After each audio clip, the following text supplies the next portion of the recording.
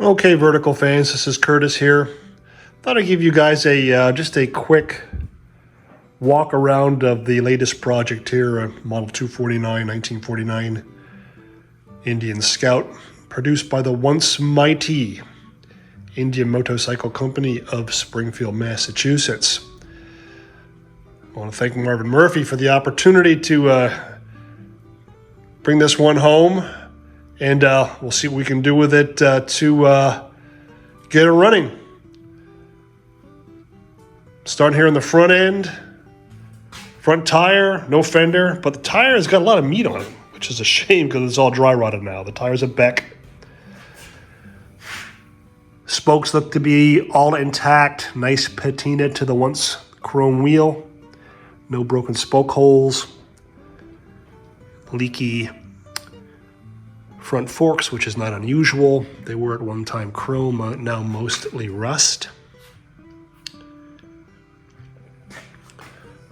Looking pretty good over here on this side from the standpoint of completeness of the front brake assembly, at least from an external perspective. We do have a Motolamp headlamp with a add-on homemade, more than likely the on-off switch. It looks, however, this is set up for the original equipment type bulb with the reflector in it, and someone has shoehorned a seal beam into it, and that's probably why the retaining ring is not seated appropriately or properly. And it's got a nice little sheet metal screw in there trying to clamp it all together. So that's going to take a little bit of investigation. Speedometer is intact with 10,000 miles on the clock. It does have the rubber isolator set up on it, but it does not have the scalloped speedometer cup. Handlebars look like they're bicycle, not motorcycle handlebars, but so that's going to have to go. But what is kind of remarkable, I think, is that the risers themselves are intact. They don't appear to be cracked or welded. A little bit of rust there. That might be a stress mark there. Yeah. But remarkable, actually. The dampener knob's missing there, of course. It's like this was set up for an Amel. It does have the choke on there and the throttle. And I have an Amel 276, which I think we might repurpose for this project. Fuel tank's just sitting in here. That she's a little bit rusty in there. It might be salvageable. It's got some holes in it, maybe a little brazing, maybe some Dragon's Blood epoxy sealer in there. Who knows? We'll see what happens.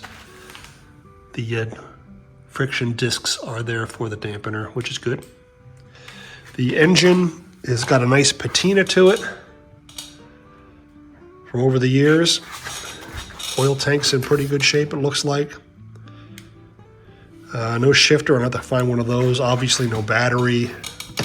Kickstarter's there, but there's like no one home there. You can hear the ratchet going, so my guess is that we've got some broken teeth there on the ratchet clutch there.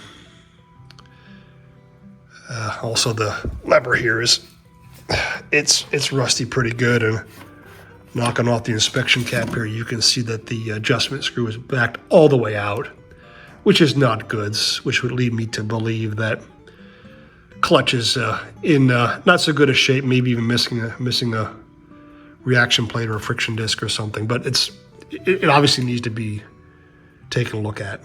Toolbox is gone, voltage regulator is mounted in that location, which isn't a big deal. Rear fender's bobbed, but not bad condition at all. So that's very much salvageable. We'll work with that. Nice patina on the chrome, both the rim as well as the rear suspension, with a little bit of a homemade exhaust bracket there. You can see someone had added some homemade passenger pegs. The Pirelli tire on the back also is in very good shape from the standpoint of meat on the tread, but it's a pretty old tire. I don't know if I would want to go up and down the road on this one, or the front one for that matter. It's going to take some new rubber. Coming around the other side.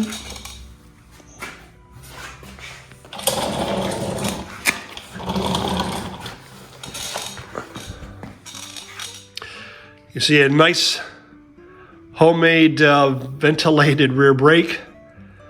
You'll notice that the lever is not in an orientation that looks correct. It appears to me that the locating pin perhaps is sheared off, which is causing this to clock the wrong way. That pin should fit into that slot there, and it's no one home. And also has a nice homemade threaded rod there for the rear brake. Chain guard's intact with a aftermarket universal stop lamp switch. Oh, here you can see the homemade passenger peg is present there. Notice the missing push rod tubes and the heads just sitting off the top of the cylinders, and we'll get into that a little bit later. Interesting find, it does have the oil tank with the dent in the back there for the AML 276 to fit. We'll need the brass manifold to replace the aluminum. I think I have one of those someplace. So that's a good sign. Got the AML carburetor, got the manifold, and the oil tank to go with it. So that will be a good match. Primary missing the foot peg. It does not have the tensioner upgrade on it, so we can pretty much assume that the inside of the primary cases are kind of ground up from that chain flopping around in there. Let's see if I can find one of those tensioner kits someplace. The infamous Edison AJ2 magneto, missing the coil on the rotor, but it does look like I've got some points and a condenser in there. I would plan to run this off of battery and coil and not even attempt the to get the AJ working with the standard setup. Just too much problem with them. And someone added a horn up here. Pretty interesting. But yeah, that's kind of it in a quick nutshell, quick walk around here of the 249 project. And we'll see how things go as we start to tinker with this thing a little bit more. Hope everyone's having a good day, and over and out. Take care.